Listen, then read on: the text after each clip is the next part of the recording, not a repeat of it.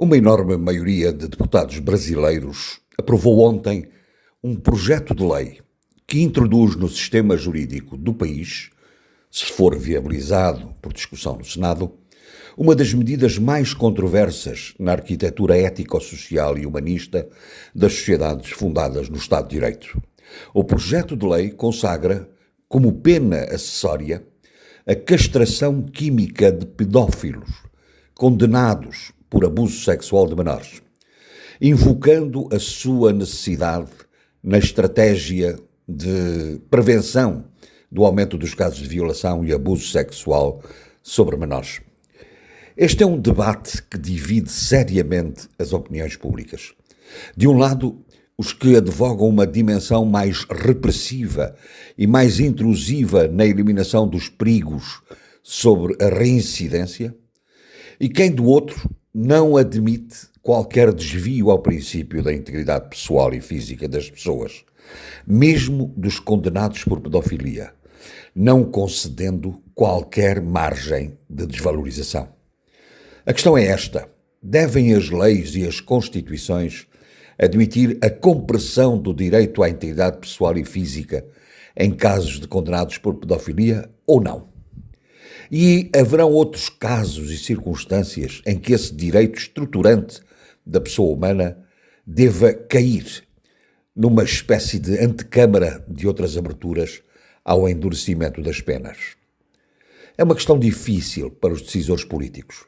Saber como estabelecer equilíbrios ponderados entre os direitos das crianças e dos adolescentes, especialmente vulneráveis, e os direitos de qualquer outro cidadão que tenha cometido crimes de forte censura social, como são, entre outros, os do abuso sexual de menores.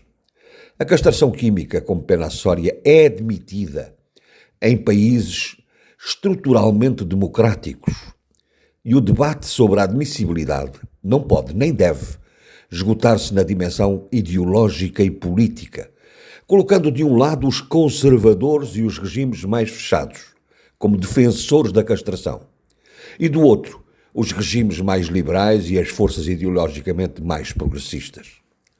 Basta atentar nos países que acolheram na sua ordem jurídica a pena acessória de castração química, de que são exemplo a Coreia do Sul, a Estónia, a Moldávia, a Polónia, a Rússia, a Indonésia e alguns estados dos Estados Unidos da América. Mas também a Alemanha, Israel, o Cazaquistão, a Noruega, a Suécia, a Dinamarca ou o Canadá.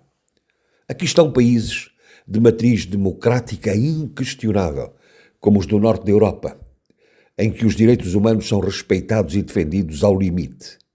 Ou países de pendor mais autoritário, como a Rússia ou a Indonésia. A ideia de castração química para os pedófilos condenados foi identificada, no caso de Portugal, com o partido de extrema-direita Chega, e um tema de agenda política desde 2020, que não conseguiu impor no Parlamento, nem por via de um projeto de lei, nem por via da revisão da Constituição. Lá continua sem qualquer limitação, a afirmação declara de que ninguém pode ser submetido a tortura, nem a tratos ou penas cruéis, degradantes ou desumanos. A Câmara de Deputados do Brasil já decidiu de forma categórica. 367 deputados a favor, 85 contra e 14 abstenções. Resta saber o que fará agora o Senado. A curiosidade está em saber como o Brasil se posicionará, tanto mais que a América Latina não acolhe, salvo raríssimas exceções, a consagração da castração química como pena acessória aos pedófilos.